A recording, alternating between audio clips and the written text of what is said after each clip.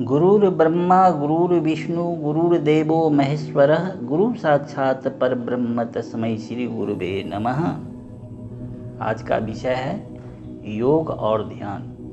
बंधु, आप सबों को हार्दिक स्वागत है। भारत एक प्राचीन देश है। यहाँ की संस्कृति अति प्राचीन है। यह ऋषि मुनियों का देश रहा है। यहाँ के ऋषि मुनियों द्वारा अनेक अमूल्य और दुर्लभ आदर्शों, सिद्धांतों और मूल्यों को स्थापित किया गया है। योग महर्षि पतंजलि द्वारा संस्थापित एक महान मानव मूल्य है। भगवान कृष्ण स्वयं महायोगेश्वर हैं। योग एक साधना है जिसमें साधक शरीर को विभिन्न प्रकार के आसन द्वारा साधता है, शरीर को उपयुक्त और उत्कृष्ट बनाता है।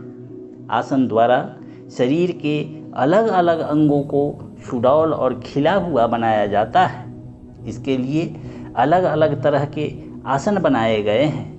जैसे कुछ आसन है पद्मासन, हलासन, शीर्षासन, वक्रासन, मयूरासन, सर्पासन, सूर्य नमस्कार, प्राणायाम, कपालभाति इत्यादि। चाहे आसन जो भी हो, उसमें शरीर के सभी अंग भाग लेते हैं। हाँ, इससे आसन के अनुसार अंग विशेष को अधिक लाभ अवश्य होता है। आसन करने से रक्त का संचार शरीर में बढ़ जाता है, जिससे शरीर को अधिक ऑक्सीजन की आवश्यकता होती है, जिसकी आपूर्ति श्वास द्वारा की जाती है। श्वास लेने की क्रिया तीव्र हो जाती है। तेजी से फेफड़े में रक्त का शुद्धिकरण होने लगता है, जो शरीर के विभिन्न अंगों तक पहुंचाया जाता है। शरीर में मांसपेशियां स्वस्थ और ताकतवर बन जाती है, जिससे शरीर स्वस्थ और निरोग रहता है। आसन करने से मन एकाग्र और ध्यान केंद्रित हो जाता है, जिससे स्मरण शक्ति बढ़ जाती है।